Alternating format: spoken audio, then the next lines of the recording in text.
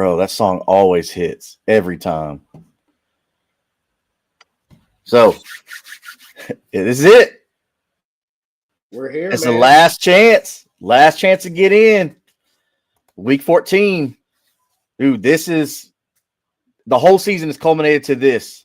If you've been riding that fence all season long, just trying to say, oh, well, maybe I'll grab that waiver ad, or maybe I'll spend this much fab on that. If you didn't, and you ain't even close to making the playoffs, should have listened. Should listen to your boys. I don't know what to tell you.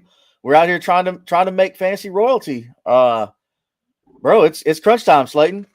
Tell Yes, sir. them what's up with you, brother. And hey, I'm just blessed to be out here with no week 14 buys.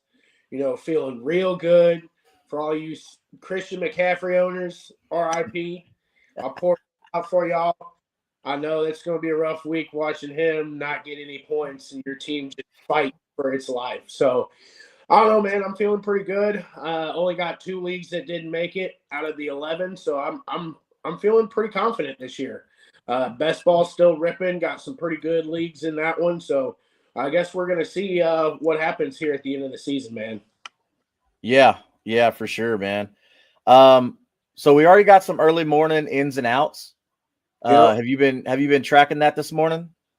Yeah, man. I know that they announced Roma Doomsday out. He's been out for a minute. Drake London's not going to come in this week either. I know a lot of people had a little bit of hope for Mike Evans to make an appearance this week. Mike Evans ain't going to make it in either.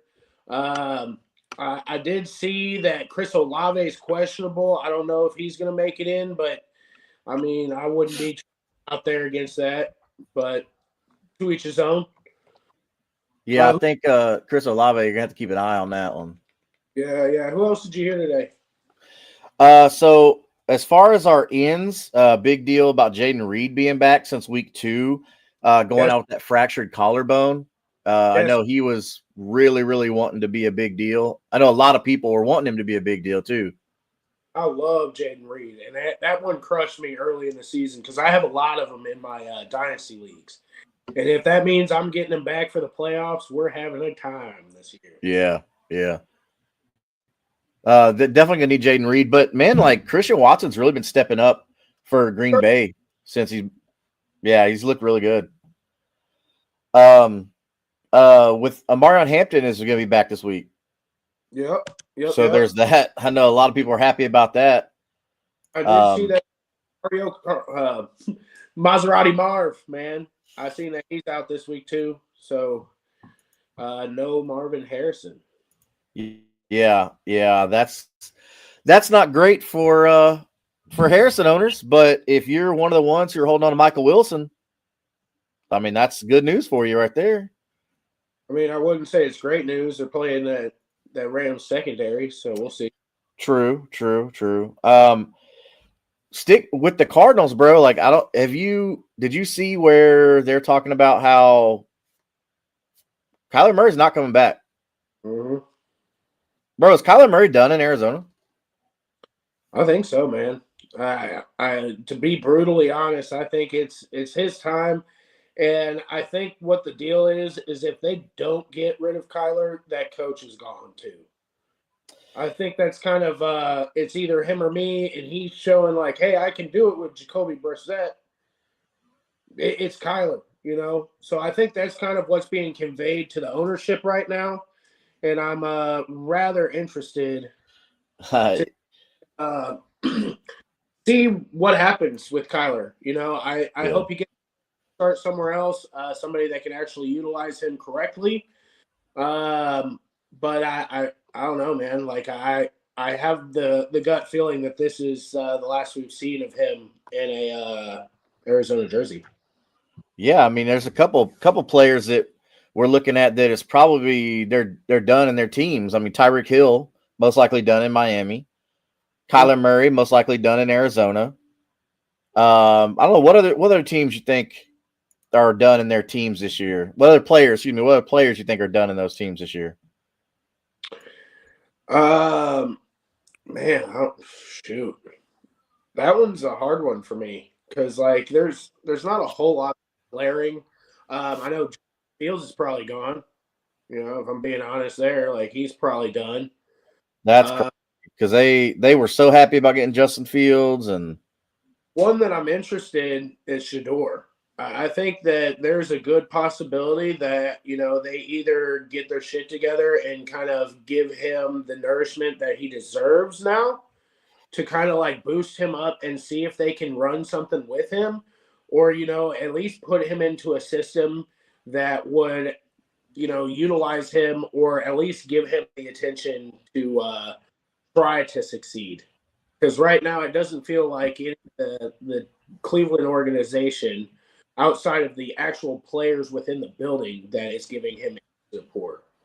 yeah. Well, you got to think though too. Deshaun Watson has that big contract that they gave him, Yeah. very idiotically gave him, but he's going to get first crack at it. I mean, we know that that's how it works, man. It's a business. He's making the money. He's going to get the first crack at it. Which sucks if you're a Shador Sanders truther, but man, it's just I one of have a those where we might have to wait for 27 if you're really buying all in on Shador Sanders. I have a gut feeling with Shador that he might end up in LA. Ooh, okay. How many more years do you think Stafford's got?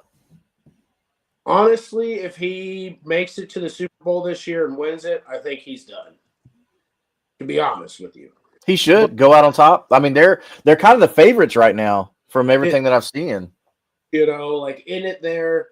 But there was a lot of talk during draft day that the Rams were heavily interested in Shador. And there was a lot of stuff going on in the back scenes. And like a lot of my Rams buddies were murmuring this too. Like it was a lot of like, oh, hey, dude, there's a good chance that Shador might go in and be the backup there, Yeah. learn under Matt Stafford. And I don't know if it was a call from Stan that came down and told him, hey, let's not do this. Let's pull the plug on that. Or if it was a call from McVay or whoever. But they ultimately did not go that route. But just seeing how things are transpiring, there's a glaring hole in the second QB spot in LA right now. So, I mean, I could see where they could trade for him and, get him at a decent price and put him behind Matt Stafford if he chooses to stay for a year. I could see that ultimately happening, but at the same time, I don't know to what extent that they're going to try to prove this point with this kid. Yeah. They're gonna have to figure this out because I mean It's we used to nasty. see where quarterbacks would sit and quarterbacks would wait a year or two and then come out and be good. Yeah, But now it's like, man, all right, we're gonna draft you and you're gonna be thrown to the fire day one. It's like, man, sink or these swim. kids, yeah, these kids can't do that. There's one the NFL game. It's the best of the best in college are playing in the NFL. So it's not like you can go out and you can play at some small school and be elite and then come out in the NFL and you think you're good. I mean, we saw that with so let's say like Adam Troutman. I don't know if a lot of people remember Adam Troutman. He played at a small school. I want to say it was Liberty. Is your Liberty or something like that? But a small school, and he was just a receiving machine at tight end, and then he gets drafted to the Saints, and now he's with the Broncos, and he's just forgotten. I mean, he gets a couple catches here and there, but it's like he was supposed to come out and be this amazing athletic tight end, and where you at now? I mean, so the league's tricky, man. And so with these quarterbacks, it doesn't work out. Look at Trey Lance. Mm-hmm. Malik. Yeah, Malik Willis when he was supposed to be really good for the Titans, and that didn't work out. He went to Liberty as well. Yeah, there you go. Almost that entire draft class. Will Levis, the whole team Mm-hmm. there was a lot of glaring holes in that one there. And it's just sad because like a lot of these guys come in there, they're highly touted and they don't get any sort of support on the back end.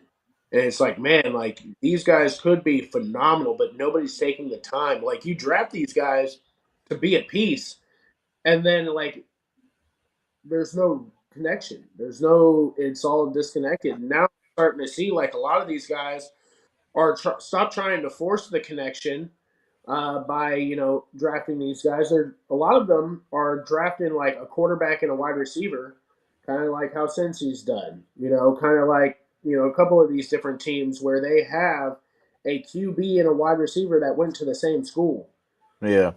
Yeah. after separate years to have that built-in chemistry to make up that offense. And Right.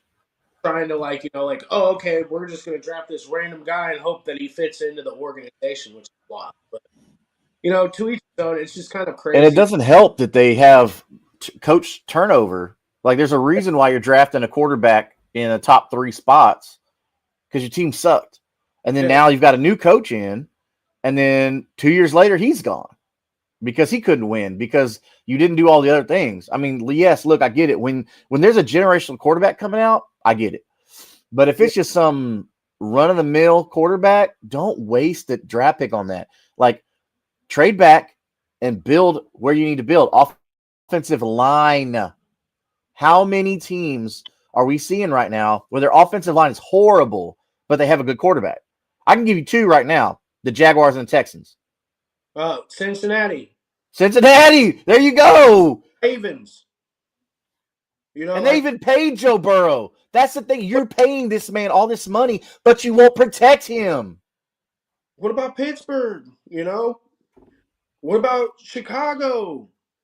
I mean, like I can keep going on. Like half of the teams in the league, their offense is a dog shit, man, and it's just Yeah, sad because because this draft class isn't great for offensive line.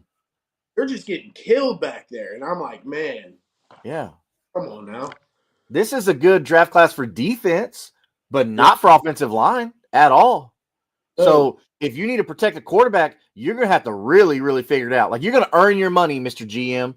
You're about to earn that paycheck because you got to figure out, especially how to keep an elite guy like Joe Burrow. Because for my money, I don't think there's a better quarterback throwing the football than Joe Burrow. Mm-hmm. I don't, man. I'm sorry. But you've got the NFL. You have to keep these guys upright. Mick Lipper, we miss you, brother. Hope you're doing good out there, man. So 175 premium. He's talking about tight ends. Who do I sit? Sit Goddard, Kincaid, Dalton Schultz, or Harvey? Okay. So 3 tight ends and 1 running back. Sitting Hey, RJ Harvey's gonna be tough, dude. hey, Dude, Kincaid. So is this, who do I sit? Just 1? I guess sit just 1 out of all of them. Is that right, Mick? Because if you're just sitting 1, then yeah, sit Kincaid because he has looked like abysmal with the Bills. Like, he's another guy that we talked about. They still go to these schools and they look so good. Which Kincaid went to a good school. He was at Utah, so it's like he's used to good competition, like at a higher level in college. Has all the attributes. Super athletic, can catch. Like, he was the tight end in his draft class. He was the guy. And goes to Buffalo, where it's the Josh Allen show and nobody else. Like, if Josh Allen wants to take a play off, he hands it off to James Cook. That's it. So, like, I've already said, like, I understand why Keon Coleman's pissed off in Buffalo because he's not getting the ball anyway. it's craziness. It's craziness to me on that side. Like, yeah, that I still don't understand how that offense operates there. But yeah, no, Kincaid would be the one there that I'd be sitting. He's looked abysmal and he's still dealing with injury, I believe. All right. Yeah, I mean, I'm with that. Sit Kincaid. I like like, I'm not sitting Harvey at all, anyways, because like I know it's 175 premium, but give me a starting running back on a good offense any day over any borderline player. And when I say borderline, I mean, like, so think about with Dallas Goedert in Philadelphia, they've got 3 other options ahead of him in Saquon Barkley, Devonta Smith, and A.J. Brown. And then not to mention, like, Jalen Hurts will rob a touchdown from you anyway if he's 3-4 yards out. So that's why, like, I'm a little hesitant on Goddard, even though we have seen Goddard do really, really well. Really when we didn't expect it. And Goddard put up good numbers. This is gonna have to be But a good for them though. So they're gonna have to utilize their pass catchers. this game for Philly. If they're AJ Brown's been stepping it up the past couple games. He's been getting a crap ton of targets. That was one of the notes I made. Like, dude, ever since AJ Brown like opened his mouth and said, "Hey, I'm not getting enough targets. I'm not happy." We've seen the offense kind of funnel to him. He's had 30 something targets the past couple of weeks. Like, it's been impressive. Very, very impressive. But I don't think that's going to change. I think AJ Brown's still going to get his targets. And with Dalton Schultz, I mean, dude, we just talked about the Texans offensive line. Stroud's got to get the ball out quick. But so looking at our other ins and outs today. So a couple other outs. We're looking at Alvin Kamara with ankles and knees and all the joints. Oh my! But that doesn't surprise me, man. Alvin's been such a stud for his whole career. I mean, it makes sense that he's a little banged up right now, but heck, man, like for Dynasty, this could be good for Devin Neal. I think Devin Neal could be serviceable. See what he's got at least. Yeah. But yeah. So, but dude, Alvin Kamara's been weird this year. Anyway, he's only been over double digits 5 times this season in fantasy points. Isn't that crazy? Well, it's because the fucking team sucks, man. You got Spencer Radler, fucking Desperation U, and then you got, Tyler Shaw, who's 50 years old and a freshman. Oh, man. Like, and then you expect these high quality players to play with these dudes? Like, come on, man. Like, that's crazy. Chris Olave, I guaranteed, like, he's probably not going to play. If I was him, I'd be like, hell no, I'm not going out there. Yeah, just go get hurt for nothing. Yeah, like they're going to have another quarterback next season for sure, like 100%. Mick asked another question. Start one: DeAndre Swift, Pierce. Is that Alec Pierce? I'm assuming. Yeah, Alec Pierce. I'm hoping it's not Damian Pierce because that's a no. But Alec Pierce or Terry McLaurin. So I mean, let's look at that. So Terry McLaurin is a spicy one because Jaden Daniels. Okay, yeah, looked good with Jaden Daniels. So I don't know if they're still in the running for a playoff spot. No, they're not even close. They're not gonna make it at all, no matter what they do. Yeah, so like I mean, I would probably lean Swift. I don't love it. But it would be Swift or McLaurin for me, and it'd be a coin flip. Yeah, this is a really tough one because Swift has a good matchup against the Packers. So we know how those games usually go, and especially with Odunze. So they're going to have to look another direction to get production, and we know Swift can do it through the air with his hands. He's done it in the past, all the way back his time in Detroit. And then looking at Alec Pierce, I mean, this is kind of a must win for the Colts. Alec Pierce is always good for one or two like kind of deep shots, and he usually comes down with it if it's catchable. But I'm not willing to take the boomer bust on Alec Pierce this week against the Jaguars defense, who's been decent. I like start one. I've got to go with McLaurin. Now, hear me out. The Swift with DeAndre Swift, there has been some timeshare stuff with him and Monangai. Okay, it's almost a 50-50. I don't like that.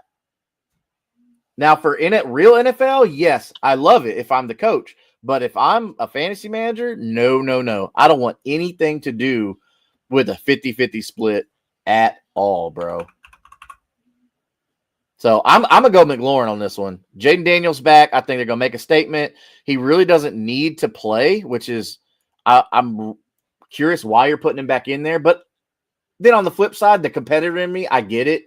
You want to be in the game. You want to keep those reps. You don't want to get rusty or anything like that. But look at these last 4. These are just the last 4 for DeAndre Swift, his snap percentage, okay? Week 10 against the Giants. That's where we're going to start. 62%. Okay? Week 11 at Minnesota, 57%. Week 12 at home against Pittsburgh, 45%. Mm-hmm. And then last week at Philadelphia, 53%. That's bad to me. Like, yes, I like DeAndre Swift. I like the RB1. But, bro, this is 50. This is an RBBC right here. I don't like that. And his numbers have been good. Like, good-ish. He did good against the Giants. He got you about 15 points. And last week, he got you 20 points. But those 2 weeks in the middle, he got you 9 points and then 1.9 points. Mm-hmm. So, as long as they're doing this, I can't be confident in DeAndre Swift as long as they're splitting almost 50% every game. That makes me really nervous, man. So, me personally, I got to go Terry McLaurin on this one, Mick. I don't know, Slayton. What do you think, man? I'm still, yeah. I would be kind of a coin flip between him and Swift. I mean, Swift has more. Chargers. They're fighting for more with Chicago. So, like, I feel like there's going to be a chance of a higher scoring game there. So with me, like, I'm putting my kind of faith in more points scored. Somebody's got to be getting those touchdowns. Somebody's got to be getting those yards. Yeah, So, it's Kyle Monaghan. I mean, maybe.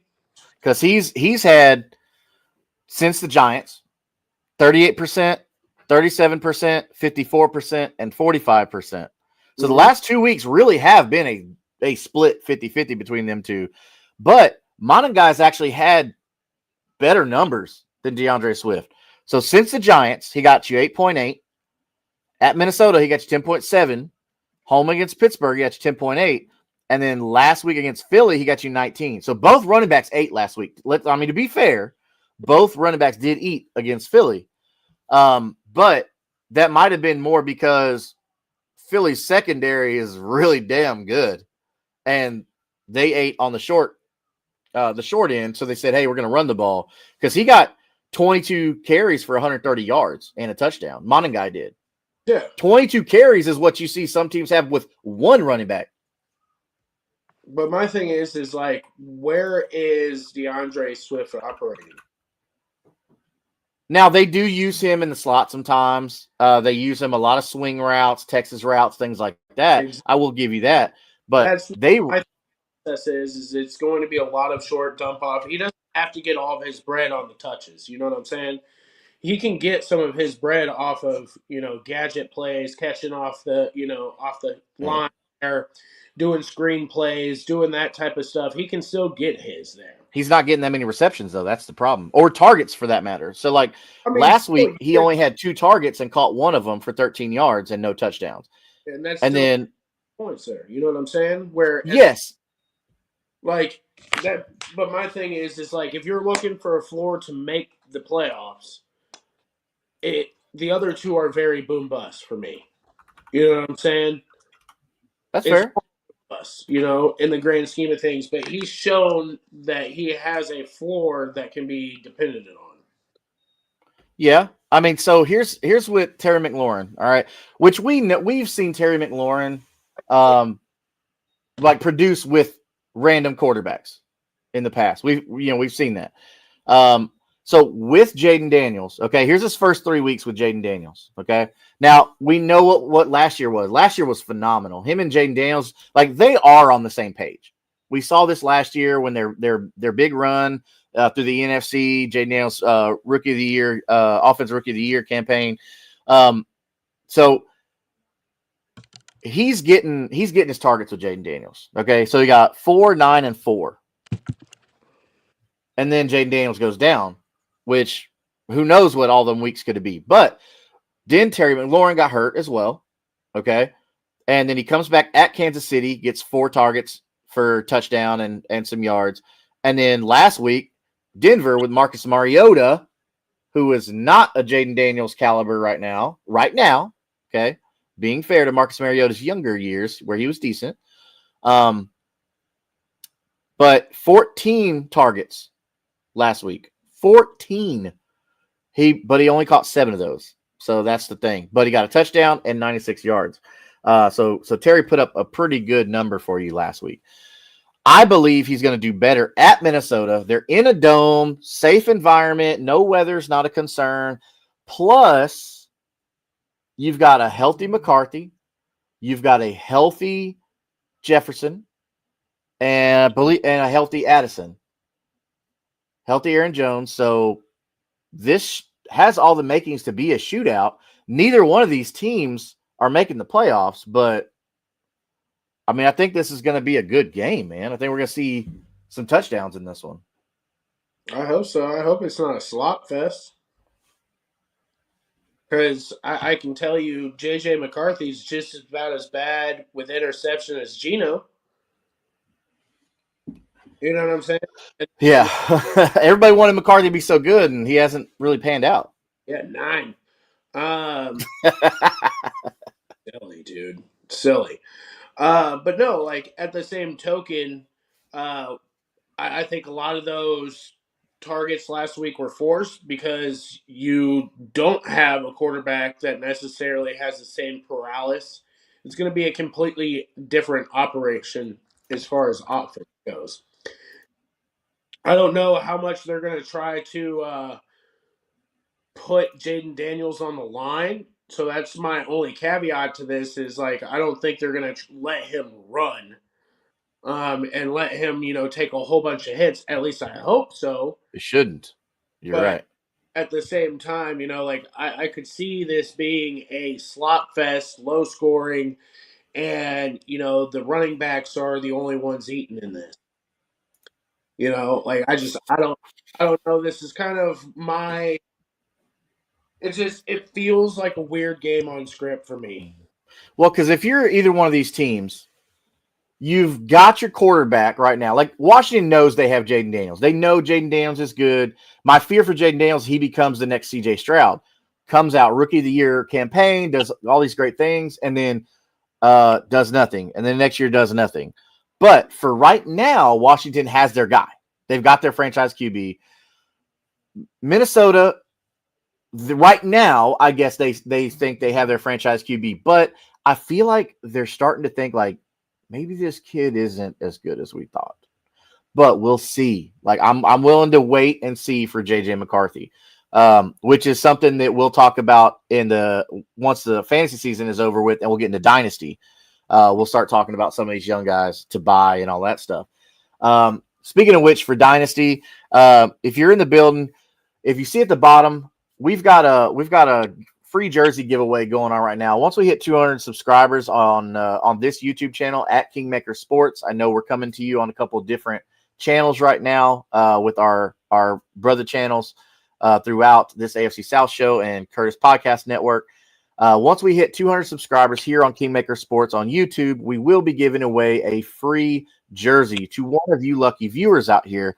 Hopefully, you'll be wearing that free jersey and holding your league trophy with any of the help that we've tried to give you this year. So make sure that you go to Kingmaker Sports on YouTube to subscribe and enter for a chance to win that free jersey. So that way you can be looking fresh holding up that league trophy. Also, Kingmaker Sports is partnered with W Energy. W Energy is a powder style energy drink that you mix with water. It's usually just, bottle of water, 12 ounces of water, whatever like that. I, myself, personally, I like to use the blender bottle that they have on their website. Just makes it easy. Plus, I get to rep the brand. If you see at the top, use code Kingmaker. That's just code Kingmaker, nothing special. You get 10% off your entire order every time you order, not just one time, but every time. Go to w.gg. That's w.gg to order your tub. And man, I tell you right now, like I'm loving the Chainsaw Man, which is the blood orange one, and I'm loving the yuzu fruit, which is like a Japanese lemon essentially. I'm loving those two right now. But I'm a citrus guy. I don't know, what flavors do you like? Oh, I love the citrus as well. So that yuzu is awesome.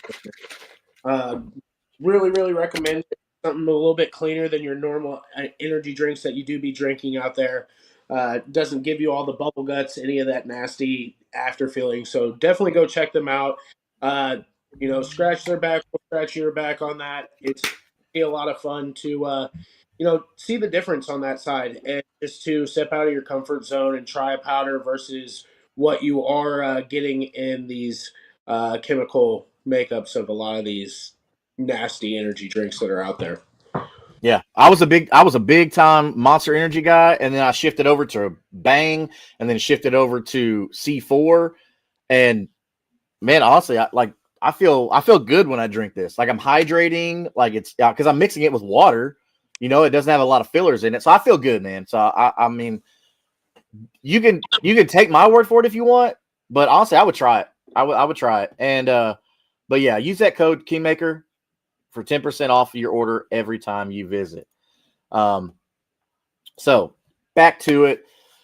We've got another one from Mick. Brother is on it this morning. He says, same thing, 175 tight end premium, start 2. Okay, so we got 2 options here. This is nice. So Aronde Gadsden, that's one of our favorites here on this show. Darren Waller, who's back this week, or was back last week. Woody Marks, Jaden Reed, who is back this week after being gone since week 2, and then Jaden Higgins, which is somebody else that we love on this show. So let's look at the matchups. As we always do, let's look at the matchups. First, let's look at Aronde Gadsden. Okay. The Chargers are playing Monday night. So prime time, it's just them, all eyes on me. If you know that song, We Can Be Friends. Against the Eagles, though. But this Eagles team looks like a very beatable Eagles team this year. Mm-hmm. What's up with that? Y'all might know that reference too, and if you know that reference, then we can be friends as well. That's the Hurricane from WWE. I don't know if you viewers out there watch WWE or not, but what's up with that? But yeah, man, so Aronde Gadsden playing against the Chargers. I mean, against the Eagles. Very good secondary Eagles. I mean, you think he's going to be able to find some room to work? Well, just like you were saying, their secondary is fantastic, but he works a lot over the middle and short distance. So maybe he can stick underneath the defense there and be able to do a little bit of work. And I know a couple of those wide receivers in that group is banged up. We are getting a Hampton back, so I don't know if that's going to affect some of those targets that Aronde was getting.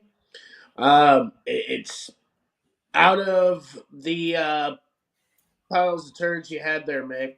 I would think this was one of the shiniest that you got in that pile. On the shy turd. I don't really trust Darren Waller because I don't really trust the Dolphins offense outside of Devon Achane. Absolutely not. Yeah, and he's him. Did you see his post that he put out there? He said he didn't need a gender reveal. They knew he was him. Woo! Dude, you got to love that big energy right there. I was like, all right, yo. Respect that. Man, you bring up a good point with the targets because Amaron Hampton is really good with through the air too. Because before he went out and got hurt, so here's his first 5 games of the season. Really, I mean, he's a rookie, so his first 5 games as an NFL player as targets. Now this is targets. Okay, he got 2 at home against Kansas City, 2 in Las Vegas. He got 7 at home against Denver, and he got 5 at New York, and then he got 6 at home against Washington. And he caught pretty much he catches everything he's thrown except for 1. He's got 2. He's got 2 passes that he dropped in his first 5 games, which is really good. He didn't get any receiving touchdowns, but the targets are really nice for Amaron Hampton. Oh, yeah. Now, on the flip side of that, Aronde Gadsden, he has actually been getting a lot of snap share. Okay. So, yeah, he started the season off really, really slow, 20%, 40% in that range. But this is since Gadsden's breakout game in week 6 at Miami. Okay. This is after Hampton went down. Okay. So to further implement what you said, because Hampton did not play week 6 and on until now. Mm-hmm. Aronde Gadsden stepped in. 75% snap share, 79, 77, 80, 52, 88, and then bye week, and then last week had 70% snap share. So he's on the field. Mm-hmm. Like, homie is getting some looks, okay? Now, let's look at his targets. His targets are really, really nice. since Hampton went down, okay, his targets are as follows: 8, 9, 5, 5, 6, 5, and then last week he had 2. But dude, he's doing good, but he's only caught 2 touchdowns, so that's kind of concerning. You have a valid argument, the Hampton Gadsden. So I think this is going to be a telltale game right here. Are you willing to take that risk on Gadsden, or do you think that's going to be money right back to Amarion Hampton? And that's something that we got to see on tape here is that Omarion Hampton is ready to come back at a full capacity. He had a fractured ankle, so that's like, coming back at like a full 100%. Like, this feels a little bit rushed, if I'm being honest with you. But at the same time, I don't know, man. Like, you think the Chargers at 8-4 are rushing him back because they know, like, hey, we've got to beat the Eagles. We got to, like, they're in crunch time mode. Yeah. And, like, I'm sure that he's young and he's a competitor, so he wants to be back as well, but he's a rookie. You know what I'm saying? Like I don't know what the rate of re-injury is on that, but I'm sure it's not lovely. You know what I'm saying? Like, yeah, I mean, because the Chargers, like, why would they bring him back if they're not competing? First off, I mean, we know they are. Yeah. But I don't know, dude. Like, the Broncos, clearly have the top spot in the AFC West. They have the top spot, hands down. The Chargers are sitting at number 2 with 8-4, but then the Chiefs, though, okay, this is the time where the Chiefs normally get hot right now. Yep. We know they already have the refs, so that's something they have going for them. But, like, the Chargers probably say, hey, we need Hampton. We need him back because we have to keep the Chiefs away from us. We have to get every win matters to us. I don't know. Yeah, they've been abysmal. I mean, Kamani Vidal's had a couple good games, but it's not been good out there. Like, and I think that's a lot of the reason why Aranda Gadsden's been getting a lot of these targets is because there is not a competent run game there. That's true. So, like, a lot of dump offs. He's going to be getting pressured. That offensive line's not fantastic by any means. They're in shambles right now. Their 2 best tackles are out. Like, it just does not feel right for me to put a rookie running back out there knowing that your offensive line is just shredded right now. He's coming off of a fucking shattered ankle, brother. Like, what are we doing? What are we doing? Do we think that he's still going to be able to cut as hard? Like, mentally, think mentally too. Rookie 1, okay? Veterans don't come back mentally the same after they come back from an injury like that, especially where it requires you're using your body to shift direction. This is a big, strong boy right here, okay? Like, Amarion Hampton ain't some little guy like Darren Sproles. Like, he's shifting some weight out there. Yeah. Do we really think that this ankle of his is going to hold up to when he drops that, 220, 230 pounds, whatever he is, just digs that cleat in the dirt? I mean, are we seriously going to think here? Like, look, I get cortisone shots are a real thing. But, like, do we really think he's not going to be like, oh, damn, oh, that hurt last time. Let me not do that hard. And then now it's like he's gone. No, he's not 100% right now. Yeah. Like, physically, you can be 100%, but mentally, it doesn't make a whole lot of sense to me, but I mean, I'm not paid to make these decisions, so I guess. But to answer your question, Mick, I would probably go with Rondé and most likely Woody Marks. I don't have any faith in Waller whatsoever, and Jaden Higgins is going to have to. Like, I don't know. They're playing the Chiefs there. It could be a pretty high flying game, but then again, like, I don't know what is going to come out of that game, to be honest with you. I think it's going to be a massive HN game against the Jets. Yeah. Because, like, the Jets are bad. Honestly, I didn't think the Dolphins will win 5 games, but I'm with you. Like, I don't think Waller is worth the start. I mean, could he come out and get like 10 targets? 100%. Like, he could. Yeah, I mean, there's always the outcome of something crazy happening, but at the Yeah. same time, like I don't love it. I don't love The it. appeal to me about Darren Waller is one, like obviously with no Tyreek Hill, right? I don't I don't have much faith in Tua's arm until he shows me like, hey, he can get back to form. I don't have much faith in Tua's arm to be able to reach a speedster like Jalen Waddle because I something's going on with Tua right now, man. I don't know what it is. Like I think that he's just not invested in the game anymore. I think he's just playing because of his contract. I don't think Tua even gives a crap about football anymore. But I think that's a lot of his problem. But that's just speculation. I could be completely wrong, but that's just kind of the vibe that I'm getting from him.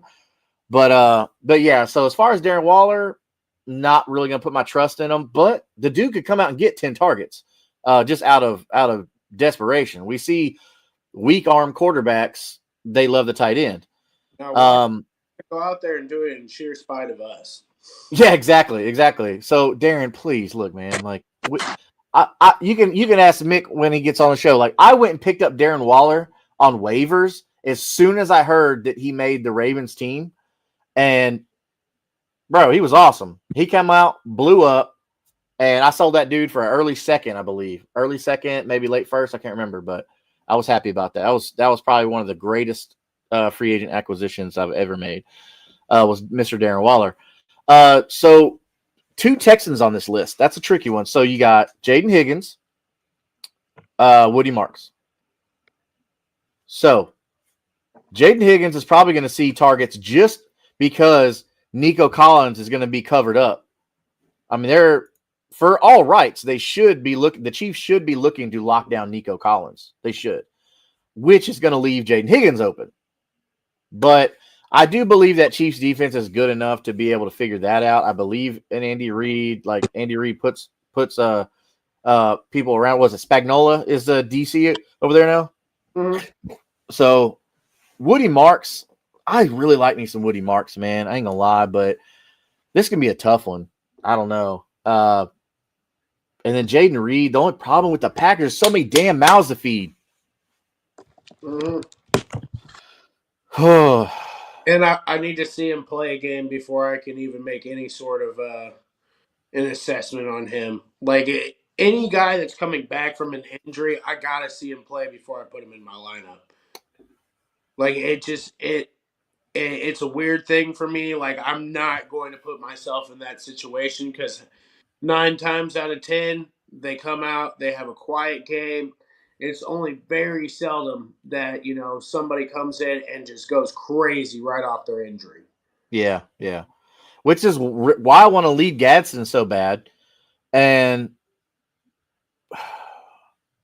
I want to go Gadsden and I want to go Jaden Higgins. And the only reason I'm saying Jaden Higgins is because Nico's going to be their priority. That's the only reason I'm going with Jaden Higgins. But on the flip side of that, they don't have a reason to respect the run game, the Texans' run game. Yeah. So they may not even give any respect down on the line. They may just play an extra corner the whole time, knowing that Stroud's got decent receiving options out there. So this is a tough one for me, but I do want to go Gasson. I believe in what you're talking about with Jaden Reed, and Woody Marks is really good out of the backfield. He could come out and get like 6 targets, Mm-hmm. but as far as rushing touchdowns, I mean, have to be like within like 5-10 yards. I mean, they're going to have to be in the red zone for that, just because of Chris Jones and just how good that Chiefs defense can be. Loftus, all those. Yeah, yeah, exactly. So I'm gonna go Gadsden. I'm gonna go Gadsden. I'm gonna go Jaden Higgins. And you said you went with who? Gaston and Woody. Gadsden and Woody. So hopefully, Mick, that helps you out, bro. I know you and I want to see Gadsden succeed. We're big fans of him. But looking at uh, so are you nervous about Jaden Daniels coming back from that dislocated elbow? Because that thing looked nasty. Like, did you watch that game when it happened? Oh yeah. I thought he broke it. I think we had another one of those situations last night in the UFC. Oh, so I didn't watch that one or the boxing match last night. I actually had a paper I was working on for one of my classes for art history. So I had to go to a museum, look at a couple exhibits, and then write a whole paper and stuff like that. So, yeah, I got two of those museum papers I got to do because I'm doing two art classes at the same time, and I'm not even getting an art degree. That's the thing. These are core classes. They're core classes. What are you going? Yeah, tell me why I got to learn art history as a core class. Core class should be like, for? huh? What are you going to school for? Kinesiology has nothing to do with art or history. That's silly. So I think it just justifies them getting that tuition money. But hey, that's all right though. Hey, my time in the Army's paying for that. GI Bill's covering for that. But still, like, I feel like you're robbing the student here. Like, why are you doing that? It has nothing to do with their degree or a core class. But I digress. Bro, how crazy was Jahmyr Gibbs on Thursday? He went crazy. Can we just name him King of the Week already, or what? Should we're not even starting our Sunday games. That's the crazy thing. It's Thursday Night Football. He's already King of the Week. Yeah, that was a good game, dude. That was a solid game. I enjoyed that game quite a bit, man. It was pretty good on all cylinders. I'm pretty sure most of all of your playmakers got you some sort of points. Yes, on Thursday. So definitely a great matchup and a phenomenal one for Week 14 for all you guys that are trying to fight for your right to party. I love it. I love how you put that, dude. It's crazy that Gibbs is doing so well. And we talked about snap percentage and snap share. He's sharing with another good running back, David Montgomery. Hmm. David Montgomery's getting about 30 to 40% of every game. Yeah. Every game. Yeah. And Gibbs is just that good that he can put up RB1 numbers with 70% snap share. Bruh. Oh, this is crazy. This is a duo they need to keep. I think MCDC needs to figure out a way to keep this kind of system going, to have Jahmyr Gibbs and then a complimentary like a David Montgomery. Because we understand, like, David Montgomery probably wants to go be a starter somewhere at some point when his contract expires. Now, he's older. It probably ain't going to happen. It would behoove him, which, kids, that means in your best interest. It would behoove him to stay with Detroit. I don't know. Him and Gibbs have like a really, really close relationship too, like off the field. Like they're homies. And like what's their nicknames for each other? It's like Sonic and something, right? Sonic and Hedgehog, yeah. No, Sonic is the Hedgehog. It's like Sonic and Knuckles, wasn't it? Or Tails? That's funny. There's this account that I follow on TikTok. It's called Cook the Books. And the dude made a little spoof thing or whatever, like about all the different running backs or whatever like that. Obviously, your boy Scatterboo was in it. And he was like, oh, he's like, I should find the clip and send it to you. But he's like running out this way. And there's a linebacker over here. Linebacker's like, oh, he's got the touchdown. And then the guy like pans over Scatterboo, and Scatterboo was like, and he's like, no. He like runs away from him. Like, Scatterboo wants to go run into you and put his head down and kill you.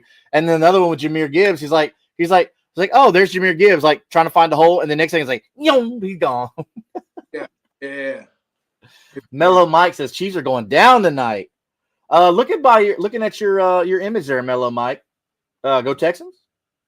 So yeah, so Mike, if you just hopped in, man, you saw we were talking about Jaden Higgins and Woody Marks and how they can match up to that Chiefs defense. I'm hoping both those guys can do. I really want to see Woody Marks do well. Do I think he's your future at running back? No, but I think he could be like a good passing down running back. Jaden Higgins should eat today. If Nico Collins absorbs a lot of those looks. He says Lions ended the Cowboys season. Texans ended Chiefs season. AFC is wide open this year. Yeah. I mean, the Patriots and Broncos are pretty much dominating right now. Did you think Drake May was going to come out this year and do this good? No, absolutely not. And especially with Josh McDaniels as his OC, because that dude's a fraud. He's terrible. I think the only reason why they're winning is because Mike Vrabel, but that's to each his own. But yeah, he's playing out of his mind this year, and he should definitely get some nod in MVP. Like I think he should be in the running there pretty heavily. But yeah, no, dude. Like I think that it's definitely an eye opener for everybody because I don't think there was too many people that were huge on Drake May coming out. He was kind of the one that was overshadowed in that class. Yeah, him and like I wasn't really big on Bo Nix. I'm still kind of not. I was I more. feel like it's more Sean Payton, but both these teams, like you mentioned Mike Vrabel, both these teams, the Patriots and Broncos, they have really good coaches. Like Mike Vrabel being let go in Tennessee, and I've said this to the Tennessee guys over on Titans Table for Two. That was the dumbest thing they could have done because you let him go, and then now look at you. You don't have a head coach. No, they were What? trying Brian Callahan run, trying to see if he could fix that offense. I'm like, brother, What? off. What? What did Mike Vrabel do wrong? Show me one thing Mike Vrabel did wrong. It doesn't make sense. And I said the same thing about Robert Saleh with the Jets. What did he do wrong? He coached the players you gave him, but you can't make a turd into a diamond. It doesn't work that way. You have to at least give him a piece of coal to put pressure on to make a diamond. You got to give the man a piece of coal. I don't get it, man. I don't get how some of these people can just like quickly just say, "Oh, we're not done, or we're done with you. You're not winning games." Like that's because you're giving me crap to work with. But anyways, Mello says Woody is comparable to Kyron Williams. Agree. He gets consistent yards on the ground, picks up the blitz, and is a better option as a relief valve receiver. And bro, that's today's running back that I like. I mean, not all of them are going to be your Jahmyr Gibbs. Not all of them are going to be your Bijan Robinsons, your Jonathan Taylors. Like, they're not all going to be the CMC, okay? Which CMC is big enough he can run, but he can run through people if he wants to. But your Woody Marks, like, yes, like he has all the intangibles you want in an RB1 in a good system, a modern NFL system. Now, obviously, we ain't lining up no fullback back there no more, like our true fullback. That's not like everybody doesn't do that anymore. But no, for the system that you want to run in today's NFL, he's it. He's. I'm not gonna say he's. I'm not doing that. I was gonna say he's him, but no, I ain't doing that. But yeah, no, I agree with you on that one. So let's do a rundown real quick. Let's look at some matchups, and then we'll head out. I know a lot of people are really anxious to get their last get that last playoff push, to get this win to get into the playoffs. Or if you're already in the playoffs, you've already got locked in, then you're just sitting back drinking beer, watching football today. You ain't got nothing to worry about. So let's start with Colts Jaguars. They're in Jacksonville. This is for the first place in AFC South, which could ultimately mean the playoffs. Both these teams should make the playoffs if they continue to win. But Yeah. what do you think is going to happen in Jacksonville? You think anybody's going to stand out today? Jonathan Taylor. Jonathan Taylor's going to stand out there. But I don't know how to feel about this game. I really don't. They have a higher, one of the higher point totals for the over under. I think it like just under 45 or like 44.5 or something of that nature. And like Daniel Jones is dealing with injury. So that's worrisome to me. He hasn't looked right in the last couple of weeks, so that kind of bothers me. Jags, I don't know how they slop their wins, but somehow they keep slopping their way to wins. And it's aggravating because that team is not good. It's not good. So I don't know. Like I feel like both of these guys are fighting for the first team to be out of the playoffs. Man, you may be right on that. They definitely got to figure out what's going on with Daniel Jones. His mobility, you're right, is lacking right now. And he's not one of those, throw it 30 times a game quarterbacks either. He's not that guy. But they're gonna have to depend on Jonathan Taylor today. So like he's the only one that I have faith out of any of these offenses.